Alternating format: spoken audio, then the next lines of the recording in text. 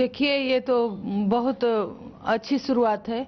सबसे पहले तो मैं दिल्ली सरकार का इस फैसले को स्वागत करती हूं और बहुत बहुत धन्यवाद देती हूं कि उन्होंने एक अच्छी शुरुआत की है, क्योंकि आज ये बहुत ज़रूरी है कि उनको जल्द से उनकी याचिका खारिज हो और जल्द से फांसी हो।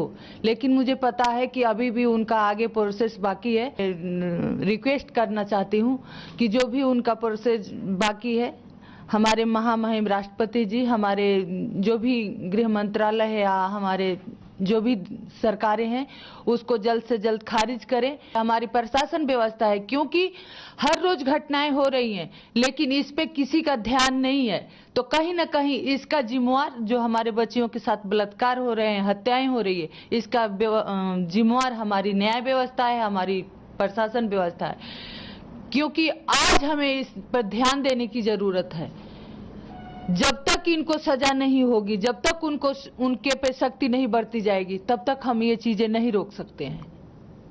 मैम, एक घटना जयपुर में एक 6 साल की बच्ची के साथ, स्कूल की बच्ची के साथ भी ऐसी ही घटना घटी है। बलात्कार का रेप करने के बाद उसको उसके बेल्ट से ही उसको गला घोट के मार दिया गया है। देखिए, जो भी ये घटनाएं हुई है, जो 6 साल के बच्ची के साथ हुआ है, हैदराबाद में हुआ है, ये हमारे व्यवस्था पे तमाचा है। वो दिखा रहे हैं कि हम कुछ भी कर सकते हैं, हमारे लिए कुछ नहीं है। तो ये सोचने का समय है और कुछ करने का समय है। ये हमारे न्याय व्यवस्था का सोचने का, सब कुछ होते हुए न्याय व्यवस्था है, प्रशासन व्यवस्था है, पुलिस व्यवस्था है, फिर भी ऐसी घटनाएं क्यों हो रही है। तो ये सोचने का समय है और कुछ करने का समय है कि जिस तरह से वो समाज पे, हमारी न्याय व्यवस्था पे धब्बा लगा रहे हैं, उनको सख्त से सख्त सजा देने की जरूरत है। इस पे जितना कड़ी से कड़ी कार्रवाई हो सके वो करना चाहिए, और ऐसी घटनाओं को जितने जो लोग सह देते हैं उन पर भी कड़ी कार्रवाई करने की आवश्यकता है। अगर किसी स्टेट में किसी ने इस तरह से बेटियों पे अत्याचार किया हो, इन सब का आकलन होना चाहिए। और इतनी दर्दनाक घटना है, इस पे जितना कड़ा से कड़ा कार्रवाई हो, जितनी जल्दी ऐसे लोगों को फांसी के तख्ते पे चढ़ाया जाए, उतना ही शब्द नहीं मिल रहा है मुझे भाई। कड़ी से कड़ी सजा दो ऐसे लोगों को। सर, दिल्ली सामने ऐसे ही 7 साल हो गए। कल दिल्ली की होम मिनिस्ट्री में उसकी मर्सी पिटीशन की फाइल आई। दिल्ली सरकार ने उसको रिजेक्ट करते हुए कहा कि ऐसे जघन अपराध को किसी भी तरह से माफी नहीं दी जा सकती। ऐसे प्रश्नों पे विचार ही क्यों करते हैं लोग? ऐसे लोगों के ऊपर और कोई विचार करने की आवश्यकता नहीं। इसको कितना जल्दी इनको हैंग करने की सोचा जाना चाहिए, उस पे बात करना चाहिए। कानून जो है वो एक दायरे के बाहर नहीं जा सकती, एक प्रोसीजर है, एक प्रोसेस है।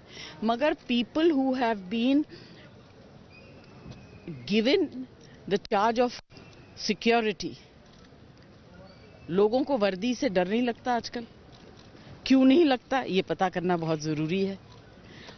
और ऐसा क्यों हो रहा है कि हर दूसरे इस तरह के केस में लोगों को रेप होता है, उसके बाद उसको मार दिया जाता है। What is this? And if you have not been able to provide security, then leave it to the public to give judgement ना। जिन्होंने क्राइम किया है उनको एक्सपोज करिए, जो सिक्योरिटी नहीं दे पाए उनको एक्सपोज करिए, and let the people decide.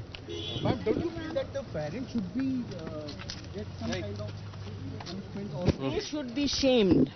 उनकी तस्वीरें अखबारों में आप लोग प्रिंट करिए। सारे इतने सारे कैमरा लेके आप लोग आ गए हैं। जो लोगों ने क्राइम किया है, जो लोगों ने प्रोटेक्शन नहीं दिया है और कहा है कि ये हमारे थाने में नहीं हो सकता, दूसरी जगह जाइए, उन लोगों की तस्वीर छापिए अपने टेलीविजन पर, अखबारों में। उनको शर्म तो आनी चाहिए, उनके परिवार को शर्म तो आनी चाहिए कि हमारे घर के लोग इस तरह से करते हैं और इस तरह की अपब्रिंगिंग है लोगों में। उनके परिवारों ने कहा है कि जिस तरह इन्होंने उस बेटी को जलाया, वैसे ही इन आरोपियों को भी जला देना चाहिए।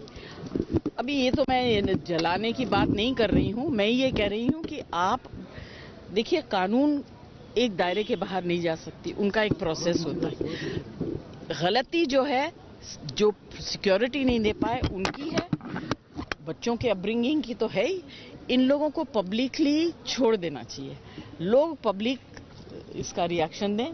सेटल बहुत सारे देशों में हो ही रहा है, इस तरह के लोग जो क्राइम करते हैं उनको क्या करते हैं, पब्लिक लिंचिंग।